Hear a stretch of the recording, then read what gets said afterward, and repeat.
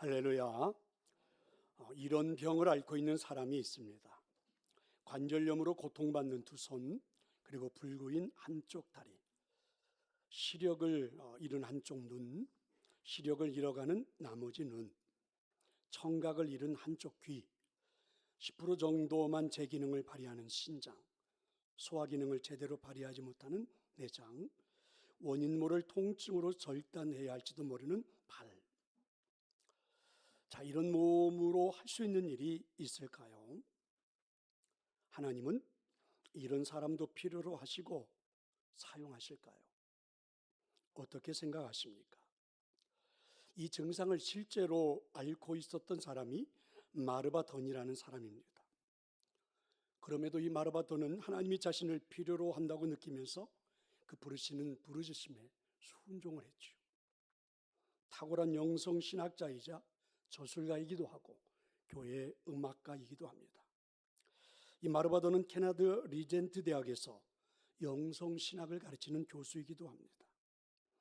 1948년 미국 오하이오주 나폴레온에서 태어났고 10대 시절 홍역 바이러스로 췌장이 망가진 이후 그의 몸이 늘 건강과 싸워야 할 만큼 걸어다니는 종합병원이라고 불릴 정도로 여러 가지 질병, 장애를 가지고 한평생을 산 거죠. 그런데도 하나님의 부르심에 순종해서 교회에서는 교회 음악가로, 그리고 세계적인 영성신학자로, 또 많은 사람들에게 감동을 주는 작가로, 저술가로 그렇게 살았습니다. 그러다가 2021년 하나님의 부르심을 받고 세상을 떠났습니다. 성도 여러분, 이런 열악한 환경에서도 하나님의 부르심에 순종하는 사역자로 살아가는 것이 맞을까? 아니, 하나님은 이렇게 힘든 삶을 지탱하는 사람에게 왜 일을 시키는 걸까? 하나님은 누구에게나 사명을 주십니다. 우리의 생각에 열악한 환경이야 안 될 것 같은데도 말입니다. 이런 하나님의 부르심에 순종하여 우리는 사역할 수 있을까? 이스라엘은 바벨론에 의해서 철저하게 무너졌습니다. 거의 회복 불가능이라고 생각할 정도로 말입니다. 아니, 어느 나라도 이스라엘이 다시 회복할 것이라고 생각하지 않았습니다. 이스라엘 남왕국은 여호야김 3년 BC 605년 바벨론 왕 느부갓네살에 의해서 전쟁에서 패하고 왕과 다니엘 등 귀족들이 포로가 되어 바벨론 땅으로 끌려갔습니다. 그로부터 약 70여 년의 세월이 흘러갔죠. 그런데 기적 같은 일이 일어난 것입니다. 멸망했던 나라, 아직도 회복이 불가능해 보이는 나라인데 바벨론 땅에서 포로들이 돌아온 것입니다. 바사왕 고레스가 BC 537년 이스라엘 백성들을 고국으로 돌아가도 좋다고 선포한 것입니다. 이때 포로에서 돌아오는 사람들은 장년들이 49,897명, 여인들, 아이, 노인들까지 포함하면 20만 명이 돌아온 겁니다. 이때 이들을 이끌고 돌아온 지도자는 총독 스룹바벨과 그리고 제사장 예수아입니다. 정말 말이 안 되는 기적 같은 사건이 일어난 것입니다. 자, 그럼 이제 이런 질문을 해봐야죠. 이들이 왜 돌아왔을까요? 이들이 왜 돌아왔을까? 70여 년의 세월이 흘렀는데 목적은 하나입니다. 성전을 건축하기 위해서입니다. 식민지로 있는 나라가 독립을 한다는 것은 바벨론이 허락하지 않겠죠. 그런데도 포로들을 돌려보냈죠. 기적 아닙니까? 이때 고국으로 돌아온 사람들은 생각했습니다. 나라의 회복을 위한 가장 중요한 것은 신앙을 되찾는 일이다. 하나님께로 돌아가는 것이다. 그러니까 기초부터 회복하자는 거죠. 자, 그렇게 하려면 가장 중요한 것이 예배할 수 있는 성전 건축이라고, 이것이 우선이라고 이들은 생각한 겁니다. 그래서 고국으로 돌아온 이들은 자신들이 살아갈 터전을 잡기도 전에 건축을 시작했죠. 537년에 돌아온 그들이 BC 536년 돌아온 지 채 몇 달이 지나지 않았는데 건축이 시작된 겁니다. 그런데 가나안 땅에 살고 있는, 이미 나라가 멸망했으니까 외국인들이 이주해 와서 자기들의 나라처럼 되어 있는 그 외국 사람들이 얼마나 많은 방해를 하는지 모릅니다. 그래서 멈추어 버렸습니다. 건축이 멈춘 지 16년 만에 하나님의 은혜로 BC 520년 바사 다리오 왕 시절에 재개가 되었죠. 또한 건축이 재개된 지 4년 만에 BC 516년에 완공이 되었습니다. 정말 대단한 일이죠. 문제는 이렇게 성전이 건축되고 신앙생활이 시작되면 나라가 회복될 줄 알았습니다. 하지만 여전히 나라 회복의 기미가 보이질 않지요. 포로에서 돌아와 성전을 건축했지만 뭔가 허전합니다. 백성들이 살아가기에는 안전함이 없죠. 늘 무방비 상태처럼 보이죠. 나라의 깃들이 잡히지를 않습니다. 이때 고국에서 들려오는 가슴 아픈 이야기를 듣던 느헤미야가 아닥사스다 왕에게 간청을 합니다. 고국에 좀 다녀올 수 있도록, 고국의 재건을 위해서 일할 수 있도록, 그래서 허락을 받았습니다. 이때가 이제 BC 444년입니다. 성전을 건축한 지 꽤나 세월이 흘러간 시간이죠. 그러면 느헤미야는 왜 고국에 돌아왔을까? 느헤미야는 왜 고국에 돌아온 겁니까? 바로 나라의 깃들을 마련하는 성벽을 건축하기 위해서입니다. 지금 우리들의 생각으로는 잘 이해가 되지는 않지만 성전이 건축이 되어져 있지만 광야 같은 들녘 같은 그런 곳에 덩그러니 건물만 놓여져 있는 그런 모습이죠. 나라가 하나의 깃들을 잡고 안전하려면 뭔가를 에워싸고 지켜주는 안전한 것들이 있어야지요. 그래서 이제 성벽입니다. 외부의 침입으로부터 백성들 일상의 안전한 삶을 위해서 성벽 만드는 일을 위해서 느헤미야는 돌아온 겁니다. 느헤미야는 페르시아 왕 아닥사스다의 신임을 얻어 지금의 청와대에서 일하는 수석들처럼 꽤나 출세한 사람이죠. 그런데 그 편안하고 출세한 자리를 뒤로하고 어쩌면 목숨을 걸어야 할지도 모르는 사역을 위해 돌아온 것입니다. 사역을 위해 그렇게 결단할 수 있을까? 여기서 깊이 생각해 볼 것은 개인의 이익을 위해서가 아닙니다. 어쩌면 외면해도 아무 문제가 없는 일입니다. 그저 공동체를 위한 일이지요. 나라를 위한 일입니다. 그러니까 첫 번째 포로에서 돌아온 사람들도, 느헤미야도 현대를 살고 있는 우리들의 시각으로는, 생각으로는, 가치관으로는 잘 이해가 되지 않는 그런 사람들입니다. 생각해 보면 이미 70여 년의 포로 생활 속에서 고생하면서 이제 이들은 바벨론 땅에서 자리를 잡고 간신히 살게 됐지요.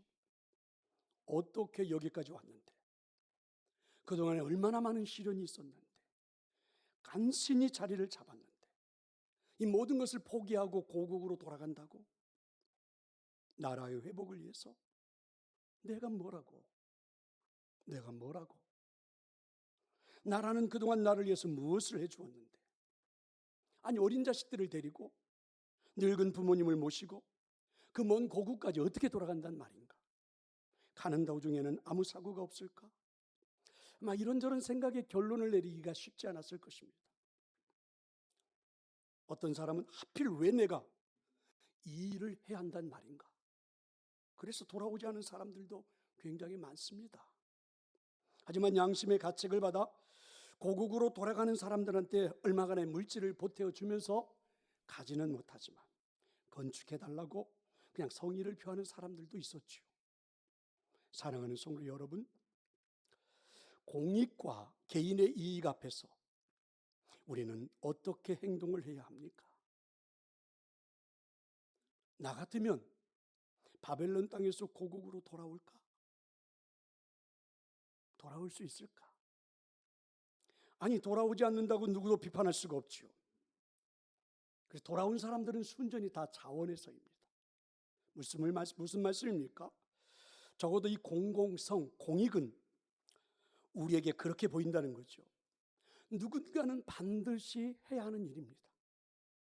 아니, 하지 않으면 나라가 회복될 수가 없습니다. 성전을 건축할 수도 없죠. 그러면 이스라엘 나라는 사라지겠죠. 그 또한 나라는 존재 또한 한 개인도 한 시대를 살고 사라지겠죠. 그렇게 여러분 이 지구상에 사라진 나라가 한 사람이 공동체가 얼마나 많은지 모르죠.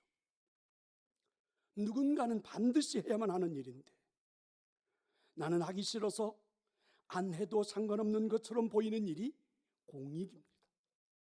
다른 누군가가 해줄 것이라고 생각하면서 말입니다. 하지만 여러분 이렇게 생각하는 사람들도 있죠. 비록 나라가 멸망해서 포로가 되어 끌려왔지만 하나님의 은혜를 생각해 봅니다. 수없이 많은 사람이 죽었죠. 나라가 멸망하는 전쟁 속에서 나라 인구의 절반 이상이 죽었습니다. 아이들도 여인들도 똑똑한 사람도 왕족도 귀족도 죽었습니다. 그런데 나는 어떻게 살아있는 거지? 포로로 끌려오는 그 과정 속에서도 많은 사람들이 죽었습니다. 1년 가까이 사막의 길을 걸어야 했으니 얼마나 많은 사람들이 죽었겠습니까? 그런데 나는 어떻게 살아있는 거지? 바벨론 땅 포로 생활 속에서도 많은 사람들이 적응하지 못하고 죽었습니다. 그런데 나는 어떻게 살아있는 거지? 이들은 직접 눈으로 확인하고 보고 경험했던 일들입니다. 그런데 이런 죽음의 모든 과정 속에서 어떻게 살아있는 거지? 하나님의 은혜가 아닐까? 왜 나는 살려주신 것일까? 왜? 하루도 이 의문을 떨쳐버릴 수가 없습니다. 그게 포로로 살았던 바벨론 땅에서 살았던 사람들의 이야기입니다. 그렇게 살다가 어느 날 이런 소식을 들은 것입니다. 이제는 고국으로 돌아가라. 가서 성전을 건축하라. 성벽을 건축하라. 나라를 회복하라. 여러분 바벨론 땅에 고레스 왕이 칙령으로 내린 것인데 하나님의 음성으로 들렸죠. 그 음성을 외면할 수가 없습니다. 비록 시련이 기다리고 있을 테지만 아이들을 데리고 노쇠한 부모님을 모시고 고국으로 돌아가는 일이 만만치 않겠지만 고국으로 돌아가면 어떻게 살아야 할지가 만만치가 않겠지만 그래도 돌아가자. 이게 지금까지 내가 살아있는 이유니까 돌아가자. 어려워도 내가 감당해야 할 사역을 한번 시작해보자. 이런 마음이 아닐까. 공동체를 위해서 말입니다. 나라를 위해서 말입니다. 성전 건축을 위해서 말입니다. 성벽을 건축하기 위해서 말입니다. 이렇게 사는 것이 여러분 사명이 아닐까? 이렇게 사는 것이 맞는 것이 아닐까? 이렇게 결단하며 살아가는 삶이 하나님을 섬기는 그런 삶이 아닐까? 성도 여러분, 여러분들은 공동체를 위한 사역을 어떻게 생각하십니까? 교회에서 하는 사역을 어떻게 생각하십니까?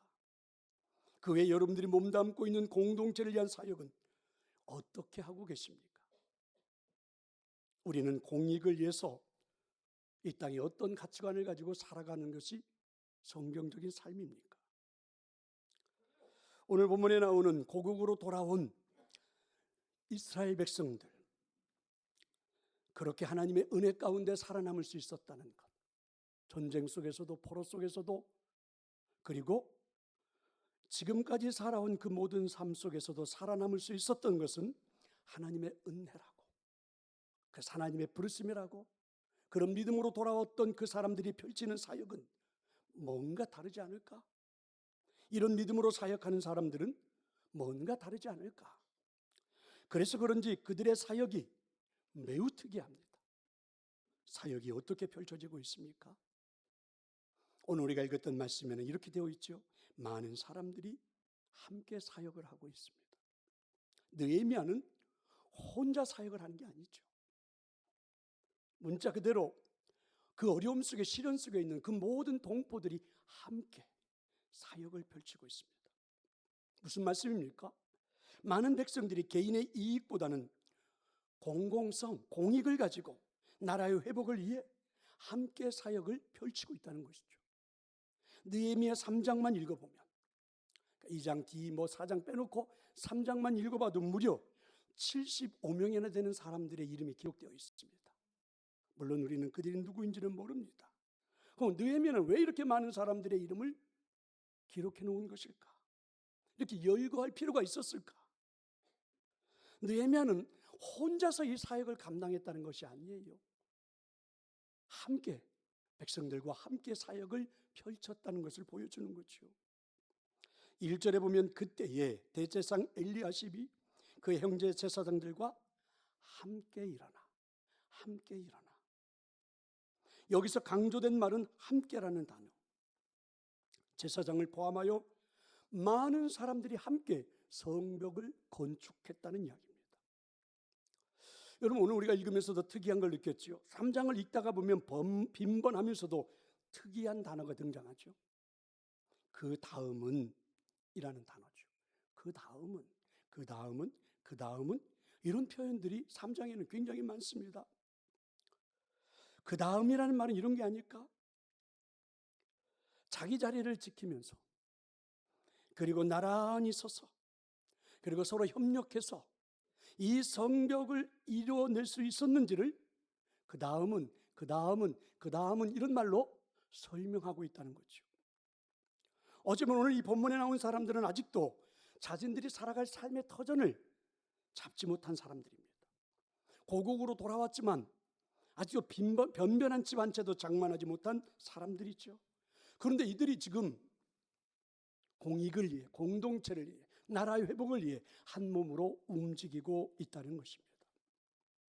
성경은 교회 본질을 설명하면서 이렇게 말하죠. 교회는 그리스도의 몸이다. 여러분, 몸의 가장 중요한 특징은 어떤 것입니까? 지체들로 연결이 되어 있다는 거죠. 머리에서부터 발끝까지 우리 몸은 눈, 코, 입, 손과 발, 속에 있는 내장들, 이런 것들로 연결이 되어 협력하고 있다는 것이죠. 그럼 주님은 교회를 설명할 때 왜 교회를 주님의 몸이라고 설명을 했을까? 주님의 일이야말로 혼자 할 수가 없는, 주님의 일이야말로 혼자 해서는 안 될 팀을 요구하기 때문이 아닐까? 그러나 오늘날 우리가 교회들을 보면, 이 현대를 살고 있는 많은 사람들을 보면 공동체를 위한 연합 사역이 지나치게 개인주의적으로 변해가고 있다는 것 우리 모두는 느끼고 있습니다. 세상의 영향을 받아 아직은 극복하지 못한 상태들이죠. 한국인의 의식 구조를 쓴 이규태 씨라고 하는 분은 오늘날 한국인들이 협력하지 못하는 원인을 산업화의 과정 속에서 경쟁 구조 때문이다, 과잉된 경쟁 구조 때문이다, 이렇게 지적하던데 일리가 있어 보이지 않습니까? 하지만 여러분, 공동체는, 공익은 함께 펼치는 사역입니다. 오늘 본문에 나오는 이렇게 함께 하고자 하고 있는 함께 사역을 펼치는 모든 사람들은 하나님의 은혜를 경험한 사람들의 신앙의 결과물이죠. 전쟁 속에서 수없이 많은 사람들이 죽는 것을 눈으로 보았고, 끌려가면서 포로 생활 속에서 지금까지 살아온 삶 속에서 수없이 많은 사람들이 죽었는데도 불구하고 죽지 않고 살아남은 것이 하나님의 은혜라고 체험하고 믿은 사람들이 그들의 신앙의 결과물로 나타나는 게 오늘 공익을 위한 사역, 함께하는 사역이었다는 것이죠. 우리에게는 이런 믿음이 있습니까? 오늘 본문에 나오는 사람들의 그들의 사역이 매우 특이하죠. 사역이 어떻게 펼쳐지고 있습니까? 철저하게 하나님의 은사로 사역을 하고 있습니다. 그러니까 여러분, 우리가 읽은 오늘 본문 3장에는 적어도 15가지 이상의 다양한 직종을 가진 사람들의 이야기가 등장하죠. 이들 모두는 성벽을 재건하는 일에 동참합니다. 흥미로운 것은 이 성경에 나오는 모든 사람들이 자기들이 일하게 될 그 자기들의 자리를 책임지고 최선을 다해 건축하고 헌신하고 있다는 것이죠. 예컨대 1절을 보시면 제사장들은 양문을 그리고 그 주변에 성벽을 건축했다, 이렇게 나오죠. 양문은 제사장들이 제물인 양들을 가지고 출입하는 문이죠. 그러니까 그 제사장들이 제물을 가지고 출입하는 그 문의 용도를 제일 잘 알고 있는 사람들은 제사장들이니까 그들이 그 부분을 책임지고 건축하는 겁니다. 3절에 보면 어문이 나오죠. 어문, PC, 게이트 이렇게 나오죠. 이 어문은 아마도 예루살렘 성의 북쪽으로 향해 있는 다메섹 문 근처였던 것으로 생각되는데, 두로 쪽에서부터 생선들이 들어오게 되면 이 문을 통과해서 시장에 가고 사람들에게 팔려지죠. 이 역할을 감당했던 사람들이 하스나의 자손들입니다. 하스나의 자손들은 주로 이 문을 드나들었겠지요. 그래서 이 문을 드나들었던 이 어부에 종사했던 이 사람들이 피시 게이트, 그렇죠? 어문을 건축한 겁니다. 그리고 대부분의 전문성이 없는 사람들은 자기들이 살고 있는 집 앞에 문과 성벽을 건축했죠. 23절에 보면 명확하게 나타나죠. 그 다음은 베냐민과 핫슈비 자기 집 맞은편 부분을 중수했다. 이렇게 되어 있습니다. 그러니까 내가 사용할 부분은 내가 가장 잘 알고 있기에 내가 책임지는 형식으로 공사가 진행이 되었다는 거죠. 이것이야말로 교회에서 우리들이 흔히 말하는 은사의 배치, 이렇게도 설명해 볼 수 있겠죠. 베드로전서 4장 10절입니다. 각각 은사를 받은 대로 하나님의 여러 가지 은혜를 맡은 선한 정직이 같이 서로 봉사하라. 그리스도인 섬김의 가장 중요한 원리 중에 하나인 은사를 말하죠. 여기서 우리는 조금 해석이 필요합니다. 하나님이 주신 은사를 어떻게 해석할까? 대부분 내가 좋아하고 잘할 수 있는 일을 은사라고 생각합니다. 어느 정도는 일리가 있죠. 근데 여러분, 이 두 가지를 다 충족하기란 그리 쉽지가 않습니다. 좋아하면서 잘할 수 있는 일이 우리에게 그리 많은가? 그렇지가 않아요. 저는 오히려 이렇게 해석해 보고 싶습니다. 내가 좋아하는 일이지만 잘할 수 없어도, 잘할 수 있지만 좋아하지 않아도 하나님의 부르심이라고 믿고 그게 내게 주신 은사라고 믿고 감당하는 것, 이걸 말하지 않을까? 물론 좋아하면서 잘할 수 있는 일을 하면 효과가 극대화될 수 있겠죠. 하지만 어떤 경우에는 한 가지만 마저도 해야 되지 않을까? 왜요? 공동체를 위하여, 공익을 위하여 사역을 해야 되기 때문에. 썩 좋아하지는 않지만 내가 잘할 수 있는 여건이라면 순종해야 되지 않을까? 잘할 수 없어도 좋아하는 여건이라면 이 또한 순종해야 되지 않을까? 물론 가장 적합한 것은 좋아하면서 잘할 수 있는 사역은 자원하는 거겠죠. 그럼 참 좋지 않을까? 우리가 매년 연말이 되면 사역 신청서를 내죠. 여러분들에게 요청합니다. 받아보면 몇 장 되지 않습니다. 이유는 잘하면서 좋아하는 일이 우리는 그리 많지 않다는 거죠. 내가 잘하면서 좋아하는 일이라면 기꺼이 써내겠지만 그렇지가 않죠. 전 다 이해가 됩니다. 그래도 여러분, 잘할 수 없어도 좋아하는 일이라면,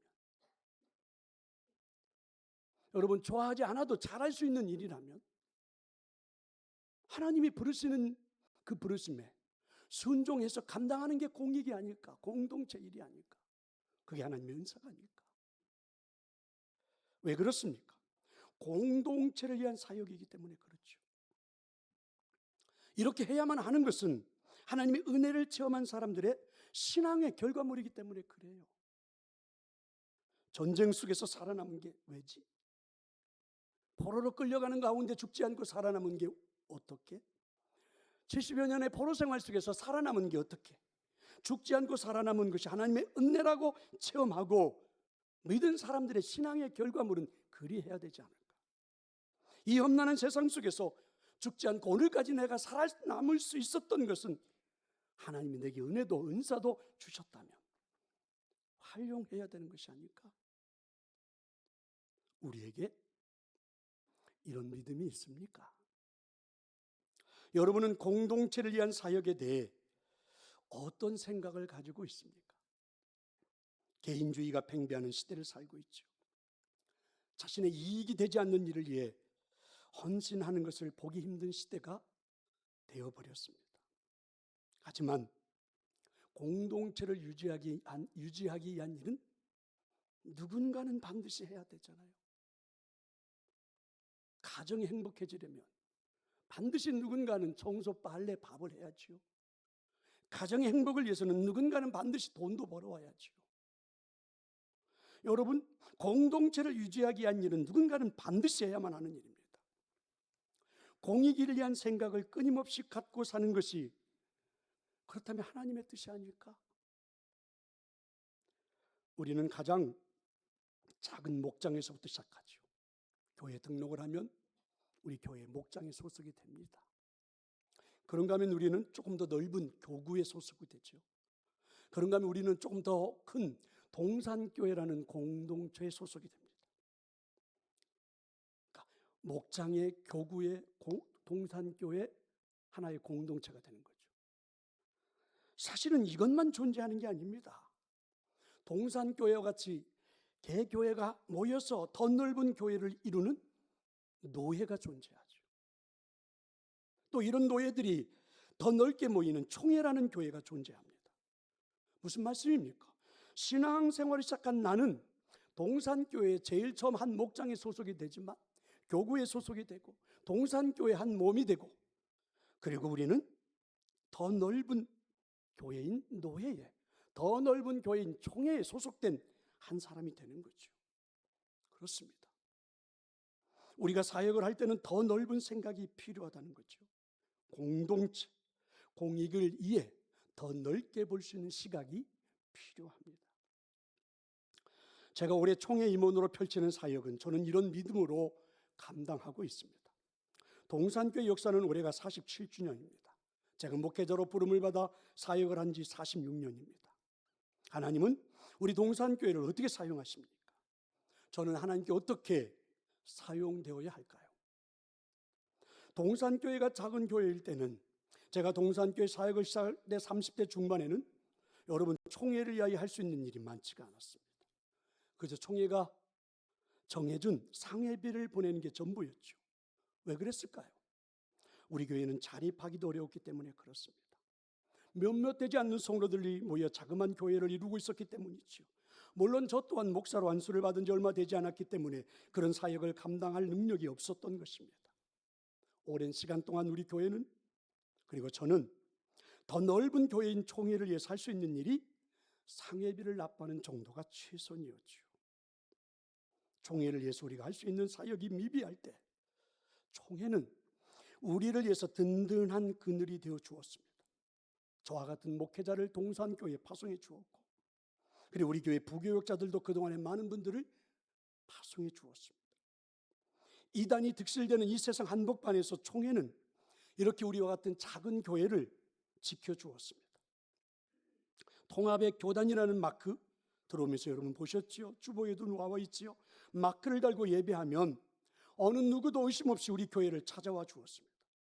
제가 동산교회에서 목회한 이래로 한 번도 이단이라는 소리를 들어본 적이 없습니다. 제가 설교를 잘해서? 아닙니다. 우리 교인들이 능수능란해서? 아니에요. 통합교단이라는 울타리가 지켜주었기 때문에 어느 누구도 의심하지 않은 채 우리 교회를 기쁨으로 찾아올 수 있었습니다.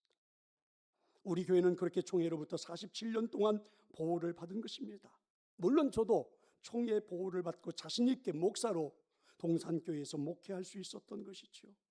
하지만 하나님은 우리 교회도 저도 총회를 위해서 47년 만에 처음으로 단 1년을 일할 수 있는 자리로 부르신 겁니다. 47년 동안 총회의 도움을 받았던 우리 교회가, 그리고 제가 하나님의 부르심을 받은 것은 또한 그럴 만한 여건이 되기 때문에 그렇죠. 사역을 감당해도 좋은 교회요, 그리고 목사이기 때문입니다. 우리 교단은 전국의 교회 숫자가 9,446곳입니다. 여러분, 그 중에 80% 200명 이하로 모이는 교회들입니다. 10명 남짓 모이는 교회들이 40% 이상이 됩니다. 우리 정도 성도들이 모이는 교회는 우리 교단의 5% 안에 들어가죠. 물론 재정적인 것도 마찬가지입니다. 전국의 많은 교회들이 그렇게 열악하지요. 여러분, 전국에 있는 이 많은 9,000개가 넘는 교회들이, 그리고 많은 목회자들이 교회의 성장을 위하여, 교회 부흥을 위하여 얼마나 애쓰고 수고하는지 모릅니다. 목숨 걸고 목회하고 생명 걸고 목회하고 교회를 성장시키기 위해서 교인들이 얼마나 많은 노력을 하는지 모릅니다. 우리가 다 경험한 것처럼 10명 남짓 교회에서도 저는 목회했고, 우리 교회는 성도들이 신앙생활했고, 어떤 때는 50명, 어떤 때는 100명이 됐고, 어떤 때는 200명이 됐고, 어떤 때는 300이 됐고, 어떤 때는 400명, 500명, 600명, 700명, 800명이 되는 교회가 되는데, 여기까지 여러분들로 저도 함께 온 것입니다. 그런데 여러분, 여전히 10명 남짓은 모이는 교회가 40% 이상이 돼요. 여전히 여러분 애쓰고 수고하고 노력하지만 부흥하지 못한 채 있는 교회들이 수없이 많습니다. 전쟁 속에서 죽지 않고, 여러분 노예 속에서 죽지 않고, 포로 속에서 죽지 않고 살았던 것은 그들이 왜 살아있는 거지? 하나님의 은혜인 것처럼 우리 교회가 여러분 이렇게 되어 있는 이 현실에서 성장하고 여기까지 올 수 있었던 것은 뭐라고 생각하십니까? 제가 잘해서? 여러분들이 잘해서? 아닙니다. 하나님의 은혜입니다. 하나님의 은혜예요. 다 정체가 된다 하고 교인들이 10명 남짓 되는 교인들이 40%가 되는 이 현실에 왜 우리 교회는 이렇게 된 거지? 어떤 것으로도 설명을 할 수가 없습니다. 불가능해요. 어떤 말로도 표현이 어려워요. 47년 동안 열악해서 더 넓은 교인 총회를 위해서 우리는 아무것도 할 수 없었지만, 이제 이렇게 성장한 교회가 총회로 부르심을 받을 때 적어도 거부하는 것은 아니라고 생각했습니다. 그리고 고민 끝에 섬기기로 결심한 거죠. 물론 고민도 굉장히 많았습니다. 대부분 이런 임원의 자리는 명예가 주어지죠. 그래서 많은 사람들이 탐내는 자리입니다. 우리 교단의 목회자들이 3만 명 가까이 됩니다. 그러니 여러분 얼마나 탐내는 자리일까요? 그래서 가끔은 눈살을 찌푸리는 경우도 많지요. 여건이 허락되지도 않는데 순전히 명예를 탐내서 일하는 사람들이, 욕심 때문에 일하는 사람들이 있기 때문이죠. 저는 생각합니다. 사람들이 일하는 곳에는 어떤 조건도, 어떤 조직도, 어떤 모든 논리도 완벽할 수는 없습니다. 그래서 오히려 더 넓은 교인 총회를 위해서 일하는, 사역하지 않는 사람들, 오히려 총회에 관계되지 않는 사람들이 더 겸손하고 목회를 잘하는 것처럼 비추어지기도 하지요. 하지만 저는 생각이 다릅니다. 총회를 섬길 만큼의 교회가 되었고, 그리고 목회 여력이 되었다면 공익을 위해서 섬겨야 된다고 생각합니다. 설령은 조금은 문제가 있어도 말입니다. 자기 교회만을 생각하는 것, 자기 자신만을 생각하는 것은 이기적인 것이 아닐까? 오히려 일하는 사람들을 비난하는 것은 문제가 아닐까? 성도 여러분, 어쩌면 동산교회가 더 넓은 교인 총회를 위해서 임원으로 일할 수 있는 것은 47년 만에 딱 1년인 것처럼 앞으로 얼마나, 언제쯤 또 할 수 있을까요? 제가 예측하기로는 10년 안에, 20년 안에는 거의 불가능하다고 생각합니다. 30년 후에는 가능할까? 아니면 우리 교회가 존재하는 일에 딱 한 번으로 끝일지도 모르겠죠. 그래서 하나님의 부르심을 암면하고 열심히 섬기는 것이 맞지 않을까?